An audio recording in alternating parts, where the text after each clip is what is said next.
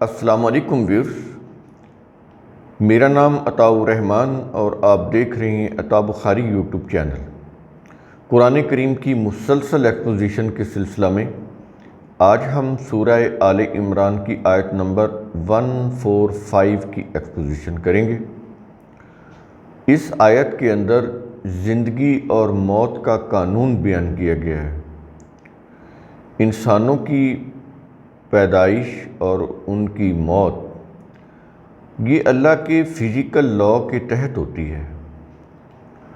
تو اس سلسلے میں بتایا جا رہا ہے کہ نہ تو کسی چیز کی پیدائش کر دینا انسان کے اختیار میں ہے اور نہ ہی کسی چیز کی موت کو واقع کر دینا یہ اللہ کے قانون سے ہٹ کر ہو سکتی ہے۔ موت اور زندگی اللہ کے قانون کے تحت ہی ہوتی ہے۔ یہ ایک علیحدہ چیز ہے کہ ایک تو طبعی موت ہوتی ہے، فزیکل ڈیتھ ہوتی ہے، اور ایک ہوتی ہے کہ کسی حادثے میں کسی کا مر جانا یا کوئی دشمنی میں کسی کو قتل کر دے، تو یہ بھی اللہ کے قانون کے تحت ہی ہو رہا ہوتا ہے۔ اس میں کیا ہوتا ہے، یہ جو فزیکل انسان کا جسمانی نظام ہے، فزیکل سسٹم، یہ ڈیمیج ہو جاتا ہے کسی ایکسیڈنٹ کی صورت میں، کوئی بلٹ لگنے کی صورت میں۔ تو اس میں بھی اللہ کا قانون ہے کہ جب یہ سسٹم ڈیمیج ہو جائے گا تو موت واقع ہو جائے گی۔ یہ نہیں ہے کہ کوئی اللہ نے اس کی قسمت میں لکھا ہوا ہے، ایسا نہیں ہے۔ چونکہ جتنے بھی قرآن کے تراجم کیے گئے، پہلے تو تفاسیر لکھی گئیں، پھر ان تفاسیر کی روح سے تراجم ہوئے، اور اس سے بھی پہلے جو تفاسیر لکھی گئیں اس سے بھی پہلے روایات وضع کی گئیں۔ تو یہ جتنا بھی روایات کا جتنا بھی ہمارے ہاں ذخیرہ ہے، اور پھر آگے ان کے اوپر بیس کر کے تفاسیر اور تراجم، ان کے اندر جو بنیادی چیز ہے وہ ہے عقیدہ تقدیر، اور عقیدہ تقدیر میں جبر کا عقیدہ، ڈٹرمنزم کا، کہ اللہ تعالیٰ نے پہلے سے انسانوں کی زندگی، موت، رزق وغیرہ لکھ دیا ہے۔ قرآن کے یہ بالکل خلاف ہے، ایسا نہیں ہے۔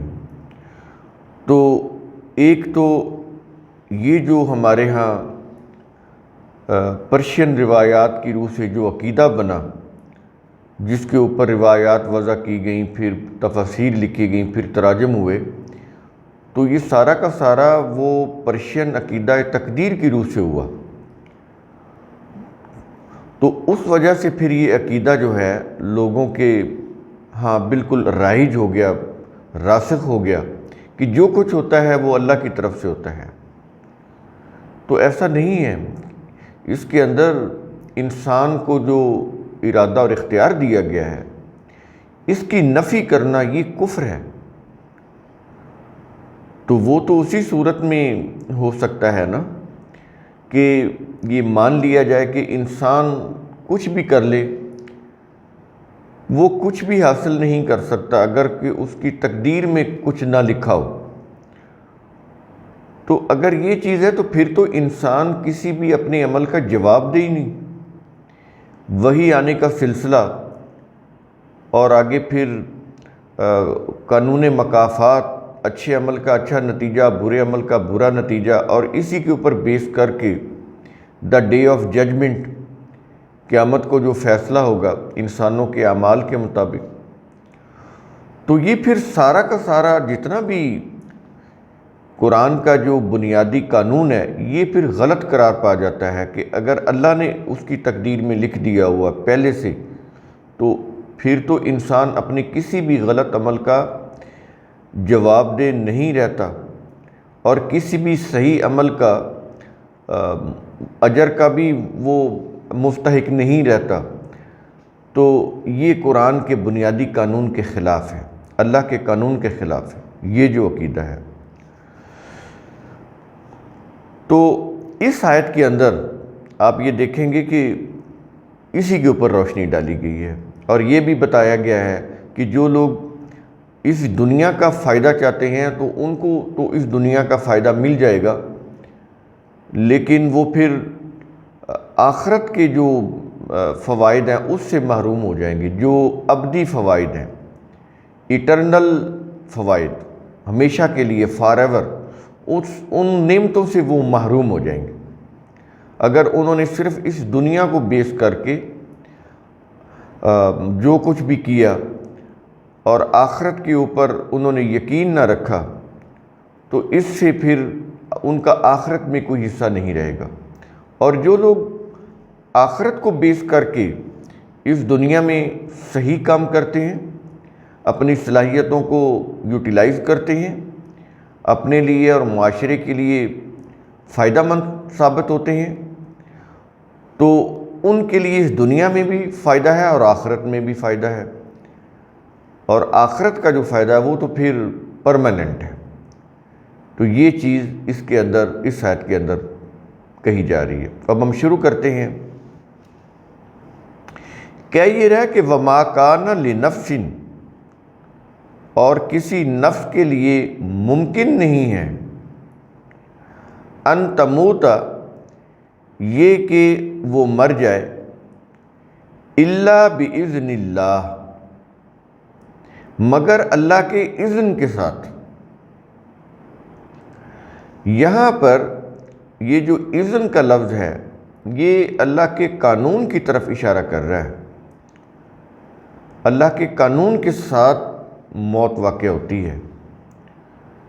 اس کا مطلب یہ نہیں کہ موت پہلے سے لکھی ہوئی ہے، نہیں، موت کا قانون لکھا ہوا ہے کہ یا تو انسان کو فزیکل ڈیتھ آئے گی، طبعی موت، یعنی اس کو بڑھاپا آ گیا، اور کیونکہ جتنے بھی یہ جو فزیکل چیزیں ہیں ان کی ایک ایج ہوتی ہے۔ دنیا میں کوئی بھی فزیکل کوئی بھی چیز ہے، انسان ظاہر ہے یہ بھی فزیکل جسم رکھتے ہیں، تو اس جسم کی بھی ایک ایج ہے۔ یہ چھوٹے چھوٹے سیل سے مل کر بنا ہے، یہ جتنی بھی باڈی ہے بیکٹیریا سے بنی ہے، تو اس میں چھوٹے چھوٹے سیلز ہوتے ہیں، سیلز کا مجموعہ ہے، تو سیلز میں ٹوٹ پھوٹ ہوتی رہتی ہے۔ جب بڑھاپا آتا ہے، ایج بڑھ جاتی ہے، اس میں پھر نئے سیلز جو ہیں وہ زیادہ مقدار میں نہیں بنتے، اس سے پھر جلد کے اوپر جھریاں بھی پڑ جاتی ہیں، پھر آہستہ آہستہ جو باقی جو انسان کے جو پارٹس ہیں، اس کا دل ہے، اس کا جو نظام تنفس ہے، اس کا معدہ ہے، یہ ساری چیزیں پھر ویک ہونی شروع ہو جاتی ہیں عمر کے بڑھ جانے سے، بڑھاپا آ جانے سے، حتیٰ کہ وہ وقت آ جاتا ہے کہ فزیکل ڈیتھ ہو جاتی ہے انسان کی۔ یہ جو جسمانی موت ہے یہ اللہ کے قانون کے تحت ہوئی، اور اس میں پھر ایک اور صورت بھی ہو سکتی ہے، کوئی حادثہ آ جائے تو اس میں بھی جب سسٹم ڈیمیج ہوگا، یہ جو فزیکل سسٹم ہے انسان کا، بلڈ زیادہ مقدار میں نکلے گا تو اس سے موت واقع ہوگی، کوئی بلٹ یا گولی لگی اس سے بھی خون کے بہنے سے یا جسم میں زہر کے پھیلنے سے موت واقع ہو جائے گی۔ تو یہ نہیں ہے کہ ایسا جو ہوتا ہے کسی کا گولی مارنا، کسی کا حادثے میں مر جانا، کسی کا بیماری میں مر جانا، اگر اس نے کوئی کیئر نہیں کی تو اس کو کوئی بیماری آ گئی، یا اس کی خوراک اچھی نہیں ہے تو اس کی صحت خراب ہو گئی، جلدی خراب ہو گئی، اور وہ حتیٰ کہ اس کی ڈیتھ واقع ہو گئی۔ تو یہ جو چیزیں ہیں یہ انسانوں کے ماحول سے ریلیٹڈ ہیں، یہ اللہ نے نہیں لکھی کہ کسی نے اس کو گولی سے مارنا ہے، یا اس کی موت حادثے میں ہونی ہے، یا یہ طبعی موت مرے گا، یہ پہلے سے نہیں لکھا ہوا۔ ہاں، یہ قانون لکھا ہوا ہے کہ جب اس کا فزیکل سسٹم ڈیمیج ہوگا کسی حادثے میں، کسی گولی لگنے سے، کسی بیماری سے، کینسر وغیرہ سے، اور اس کا بر وقت علاج نہ ہونے سے، تو پھر اس کی موت واقع ہو جائے گی، یا پھر یہ جو جسم ہے اپنی ایج پوری کر کے، اللہ کا جو قانون ہے تو اپنی ایک ایج ہے وہ پوری کر کے اس کی موت واقع ہو جائے گی۔ اس میں پھر یہ ہوتا ہے کہ اگر خوراک اچھی ہے، ذہنی پریشانی نہیں ہے، اور اس میں طبی سہولیات میسر ہیں، تو پھر اس سے یہ ہوگا کہ اس کی یہ جو فزیکل ایج ہے یہ بڑھ جاتی ہے، کوالٹی لائف ہوتی ہے۔ اگر یہ سہولیات نہیں ہیں، اچھی خوراک نہیں ہے، طبی سہولیات نہیں ہیں، اور کوئی نفسیاتی طور پر کوئی پریشانیاں ہیں انسان کو لاحق ہیں اپنے ماحول سے، تو اس کی لائف بھی کوالٹی نہیں ہوگی اور اس کی ڈیتھ بھی واقع ہو جائے گی، جلدی واقع ہو جائے گی۔ تو اگر دیکھ بھال ہوگی تو ڈیتھ جو ہے وہ دیر سے واقع ہوگی۔ تو یہ قانون تو ہے بالکل، یہ تو فزیکل لاز ہیں، لیکن پہلے سے یہ چیزیں نہیں لکھی ہوئی کہ ایسے کوئی کسی نے گولی مارنی ہے تو اس کے مقدر میں لکھ دیا جائے کہ تو اس کو گولی مارے گا اور اس کو گولی لگے گی اور یہ مر جائے گا، یہ نہیں لکھا ہوا۔ یہ بنیادی جو ایک باریک فرق ہے، اس کو آپ نے سمجھ لینا ہے۔ تو یہ ساری چیزیں اس کے اندر آ گئیں، الا باذن اللہ، مگر اللہ کے اذن یعنی قانون سے، اس قانون کی روح سے موت واقع ہوتی ہے۔ کسی طرح سے بھی جب جسمانی یہ جو نظام ہے جب ڈیمیج ہو جائے، کسی حادثے میں، گولی لگنے میں، کسی بیماری سے، تو اس کی موت واقع ہو جاتی ہے۔ تو یہ اس کے اندر اللہ کا قانون کار فرما ہوتا ہے۔ اور آگے کہہ رہے کہ کتابا مؤجلا، مؤجل ایک مقررہ مدت کو کہتے ہیں، کہتا ہے کہ ایک مقررہ وقت لکھا ہوا ہے۔ اس کو میں ایک مثال سے سمجھاتا ہوں کہ یہ مقررہ وقت کیا لکھا ہوا ہے، جہاں سے یہ جو کتب روایات ہیں، پھر آگے کتب تفاسیر ہیں، پھر آگے ان کی روح سے تراجم، پھر وہ عقیدہ تقدیر۔ تو 5 ایمانیات بنیادی جو قرآن نے بتایا، چھٹا ایمان جو ہے تقدیر کا اس کے ساتھ ملایا گیا، والقدر خیرہ وشرہ من اللہ تعالی۔ یہ جو چھٹا جز ایمانیات کا، عقیدہ تقدیر کا، یہ شامل کیا گیا۔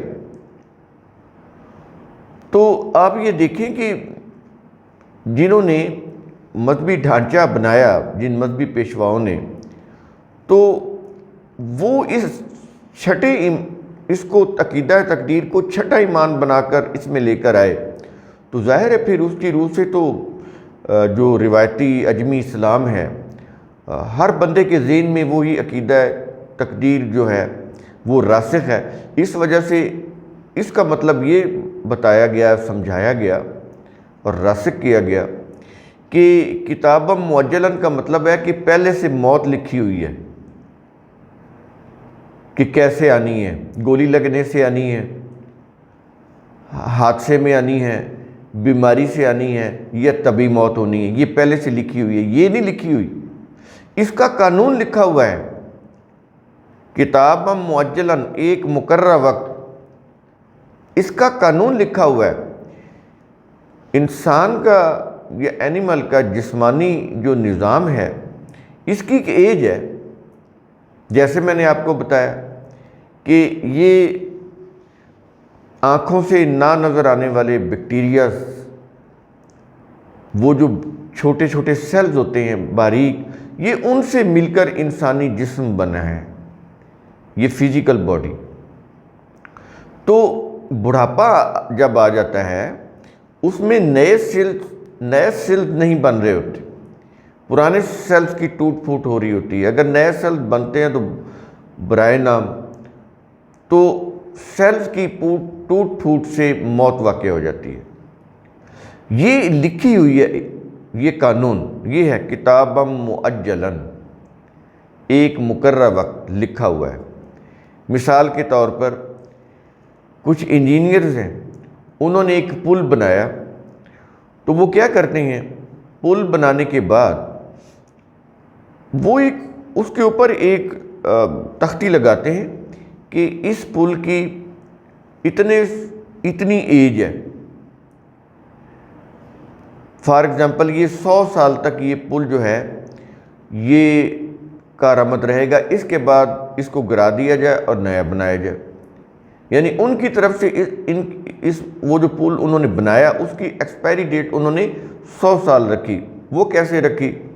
انہوں نے دیکھا کہ اس پل کو بنانے میں جو سیمنٹ، سریا، مسالہ، بجری، وہ کس کوالٹی کا تھا سریا، اور وہ جو اس کے اندر جو پتری وغیرہ یوز ہوتی ہے جو فلیکسیبل ہوتی ہیں وہ کس کوالٹی کی تھی، جس میں ایک لچک ہوتی ہے. جب اس کے اوپر وزن پڑتا ہے تو وہ پل جو ہوتا ہے وہ ایسے نیچے ہو جاتا ہے، جب وہ وزن نہیں ہوتا تو پل ایسے برابر ہو جاتا ہے. وہ لچک جو ہوتا ہے اس پل کو ٹوٹنے سے وہ اسٹرپ بچاتی ہیں، وہ سٹیل کی ہوتی ہیں، لوہے کی. تو وہ کس کوالٹی کی تھی، اور وہاں کا جو آب و ہوا ہے وہ کس کوالٹی کی، وہاں پر نمی اور یہ وہ باقی چیزیں، وہاں پر مٹی اور زمین کی جو ساخت ہے، ٹیکسچر ہے جس کے اوپر پل کے پلر کھڑے ہوتے ہیں، وہ اس کی ساخت کس طرح کی ہے. یہ ساری چیزیں وہ کیلکولیٹ کرتے ہیں. اس کے بعد وہ ایک ڈیسائیڈ کرتے ہیں کہ یہ پل جو ہے یہ اتنے عرصے تک کارآمد رہے گا، اس کے بعد اس کی مدت ختم ہو جائے گی، اس کو گرا دینا چاہیے. بالکل اسی طرح سے آپ سمجھ سکتے ہیں کہ اللہ تعالیٰ نے جب اینیملز کو بنایا تو یہ جو اینیملز ہیں اور اس میں پھر انسان بھی آ جاتے ہیں، تو ان کی ایک ایج ہوتی ہے. جب ان کی ایک ایج پوری ہو جاتی ہے تو ان کی ڈیتھ واقع ہو جاتی ہے. اس کے اندر جو ایکسیپشنز ہیں وہ کیا ہیں؟ وہ ہیں خوراک کا اچھا ہونا، اس سے ایج بڑھ جائے گی. خوراک کا کم ہونا، اس سے خوراک اچھی نہیں ہے تو اس سے ایج کم ہو جائے گی. طبی سہولیات ہیں تو اس سے ایج بڑھ جائے گی. طبی سہولیات نہیں ہے، اس سے ایج کم ہو جائے گی. ذہنی فکر، ذہنی پریشانیاں ہیں تو اس سے ایج کم ہو جائے گی. اگر خوشحالی ہے، تندرستی ہے تو پھر اس سے ایج بڑھ جائے گی. لائف کی جو کوالٹی ہے وہ بھی زیادہ بہتر ہوگی. یہ ہے کتابم مؤجلاً. اب چیزیں سمجھ آ گئی کہ کس طرح سے کتب روایات کے اندر عقیدہ تقدیر کی روح سے قرآن کے خلاف تراجم کیے گئے، تفاسیر لکھی گئیں، روایات وضع کی گئیں کہ یہ اللہ کی طرف سے پہلے سے لکھا ہوتا ہے کہ کوئی کسی کی گولی سے مرے گا یا کسی دیوار کے گرنے سے مرے گا. اب اگر دیوار کچی ہے یا وہ دیوار صحیح طرح سے نہیں بنائی ہوئی، پختہ نہیں ہے، گرنے والی ہے، تو اگر کوئی نیچے بیٹھا ہے اور وہ دیکھ بھی رہا ہے کہ دیوار جو ہے گرنے والی ہے، تو پھر یہ کہنا کہ اس کی مقدر میں لکھا ہوا ہے تو یہ تو غلط بات ہے، یہ صحیح نہیں. تو یہ چیزیں آپ خود سے سوچا کریں. یعنی سائنس اتنی ترقی کر چکی ہے، اس کے باوجود ہم وہیں پر کھڑے ہوئے ہیں. آج بھی کئی لوگ پوچھتے ہیں کہ کیا موت کا وقت مقرر ہے، پہلے سے لکھا ہوا ہے؟ پہلے سے قانون لکھا ہوا ہے کہ اگر ایسے ہوا تو یہ ہوگا. یہ قانون لکھا ہوا ہے تو ٹھیک ہے، وہ تو ظاہر ہے جس نے یہ کائنات بنائی اس نے تو قانون لکھا. انسان تو اس قانون کو پڑھ رہے ہیں، اس کو سمجھ رہے ہیں اور اس کے مطابق اپنی لائف گزار رہے ہیں. تو یہ ہے کتابم مؤجلاً. قانون لکھا ہوا ہے کہ مقررہ وقت جو ہے وہ اس کا قانون لکھا ہوا ہے. لیکن باقی جو چیزیں ہیں جو ہم نے ابھی جو وضاحت کی ہے تو وہ بھی آپ نے سمجھنی ہے. ان کا اس کتابم مؤجلاً سے کوئی تعلق نہیں ہے کہ کوئی کسی سے دشمنی کر کے کسی کو مار دیتا ہے، قتل کر دیتا ہے تو یہ لکھا ہوا ہے، یہ نہیں لکھا ہوا. تو اوورآل پھر اس کا مطلب کیا ہوا کہ زندگی اور موت کا طبعی قانون اللہ نے لکھ دیا ہے. طبعی قانون لکھ، فزیکل لا لکھ دیا ہے جو کتابم مؤجلاً میں ہے. اسی کے تحت انسانی عمر کم یا زیادہ ہوتی ہے. تو لہذا ریاست کا جو نظام ہے یہ اشخاص کی موت سے متاثر نہیں ہونا چاہیے، یعنی جو اللہ نے قانون دیا ہے وہ ریاست میں نافذ ہونا چاہیے۔ لوگ یا اشخاص یا کوئی بھی شخص کتنا ہی عہدہ اور منصب کے لحاظ سے بڑا ہو، اس کی موت سے اس قانون کے نفاذ میں کوئی کسی قسم کا یوں کہہ لیں کہ تعطل نہیں ہونا چاہیے، رکاوٹ نہیں ہونی چاہیے۔ شخصیات آئیں گی، فوت ہو جائیں گی، نئی شخصیات آ جائیں گی، لیکن قانون پڑا ہوا ہے اللہ کا کتاب کے اندر، اس کو ریاست کی سطح کے اوپر نافذ رہنا چاہیے اور اس کے مطابق لوگ جو ہیں وہ عمل کرتے رہیں۔ شخصیات جو ہیں وہ آنی جانی چیز ہے، لیکن اللہ کا قانون پرماننٹ چیز ہے، تو شخصیات کے پیدا ہونے سے مرنے سے یہ قانون متاثر نہیں ہونا چاہیے انسانی معاشرے کے اندر۔ تو یہ چیز کہی جا رہی، کیونکہ پیچھے یہ چیز آئی نا کہ اگر محمد صلی اللہ علیہ وسلم فوت ہو جائیں یا ان کو قتل کر دیا جائے تو کیا تم الٹے پاؤں پھر جاؤ گے؟ یہ چیز چلی آ رہی ہے، یہاں پر پھر اس چیز کو قرآن کریم واضح کر رہا ہے کہ کتاب معجلاً، ٹھیک ہے اللہ نے قانون لکھ دیا ہے، اس کی روح سے اگر کسی کی موت واقع ہو جائے، وہ نبی ہی کیوں نہ ہو، تو تمہیں اس سے یہ نہیں ہونا چاہیے کہ تم اپنے دین سے ہٹ جاؤ، جاہلیت کی طرف واپس پلٹ جاؤ، تو یہ نہیں کرنا۔ کتنی بھی اہم شخصیت ہو، اس کی ڈیتھ سے اللہ کا نظام، اس کا قانون متاثر نہیں ہونا چاہیے تمہاری سوسائٹی کے اندر، وہ نافذ رہنا چاہیے، کیونکہ شخصیات آنی جانی چیز ہے، اللہ کا قانون پرماننٹ چیز ہے، وہ رہے گا۔ اور آگے پھر ایک اور چیز آگے کہہ رہا ہے کہ وَمَن يُرِدْ ثواب الدنیا، اور جو کوئی دنیا کا ثواب یعنی بدلہ چاہتا ہے، نوتی ہی منہا، ہم اسے اس دنیا میں اسے دے دیتے ہیں۔ یہ دنیا میں آپ دیکھ رہے ہیں، ظاہر ہے اللہ تعالیٰ نے انسان کو ارادہ اور اختیار دیا ہے، وہ جو چاہتا ہے حاصل کر سکتا ہے۔ اگر اس کی سٹرگل ایفرٹس اس دنیا کے لیے ہی ہیں تو ٹھیک ہے، اس کو دنیا میں مل جائے گا، لیکن اصل چیز یہ ہے کہ وہ یہ کہتا ہے کہ وَمَن يُرِدْ ثواب الآخرۃ، اور جو کوئی آخرت کا ثواب یعنی بدلہ چاہتا ہے تو کیا ہے، نُؤْتِهِ مِنْهَا، تو ہم اسے آخرت میں سے دے دیں گے۔ تو یہ دو کیٹیگری ہوں گی، ایک وہ ہیں جو صرف دنیا کا فائدہ چاہتے ہیں، اور مومنین وہ ہوتے ہیں جو آخرت کا بھی فائدہ چاہتے ہیں۔ اب جو لوگ آخرت کا فائدہ چاہتے ہیں ان کو دنیا تو ویسے ہی مل جاتی ہے، وہ تو اس میں آ جاتی ہے۔ اگر صرف دنیا کوئی حاصل کرنے کی کوشش کی جائے، آخرت کے اوپر یقین ہی نہ ہو، اس سے معاشرے میں بگاڑ پیدا ہوتا ہے۔ انسان جو ہے وہ سمجھتا ہے کہ میں تو کسی کو جواب دہ نہیں ہوں، میں جو مرضی کروں۔ اگر اس کے پاس کوئی اقتدار آ جاتا ہے یا اس کے پاس کوئی مال و دولت آ جاتا ہے تو وہ ہو سکتا ہے، موسٹلی یہی ہوتا ہے کہ وہ پھر معاشرے کے اندر فساد برپا کرتا ہے۔ اب اس کو کنٹرول کرنے کے لیے آخرت کے اندر ایک رکھا گیا، کیونکہ کہیں دنیا میں موسٹلی ایسا ہے، کہیں نہیں بلکہ موسٹلی جگہوں پر ایسا ہے، موسٹلی ممالک میں، کہ انصاف نہیں ملتا لوگوں کو، تو کیونکہ انسانوں نے انصاف کا نظام قائم نہیں کیا ہوتا، انہوں نے اپنی مفاد پرستی کے نظام قائم کیے ہوتے ہیں، تو اب ان کو انصاف تو ملا نہیں، غیبی مدد تو ہونی نہیں کسی کی، اب اس لیے آخرت کا ایک رکھا گیا final judgment, final decision, the day of judgment, اس میں پھر انسانوں کا جو اختیار ہے، ان کا مال و دولت، ان کا ارادہ اور اختیار، وہ پھر ایسا نہیں رہ جائے گا کہ وہ جس کے اوپر چاہیں اپنی قوت کے بل بوتے پہ ظلم کر لیں، بے انصافی کر لیں، ایسا نہیں ہوگا۔ تو اس وقت جتنے بھی طاقتور لوگ ہوں گے، مال و دولت والے ہوں گے، اس دن پھر بے بس ہوں گے، اس وقت پوری کی پوری جو طاقت ہوگی وہ اللہ کی عدالت کے پاس ہوگی، تو وہ پھر انصاف اور عدل کے ساتھ فیصلہ کر دے گی، اللہ کی عدالت کی روح سے فیصلہ ہو جائے گا۔ تو جن لوگوں کو دنیا میں انصاف نہیں مل سکا، غلط نظام قائم کرنے کی وجہ سے، صحیح نظام نہ قائم کرنے کی وجہ سے، کیونکہ یہ صحیح نظام انسانوں نے قائم کرنا ہے، اللہ نے آ کر قائم نہیں کرنا، تو اس لیے پھر ہوتا یہ کہ جو قومیں انصاف یا عدل کا نظام قائم نہیں کرتی تو دنیا میں پھر ان کو عدل و انصاف نہیں ملتا، وہ ظلم کا شکار رہتی ہیں۔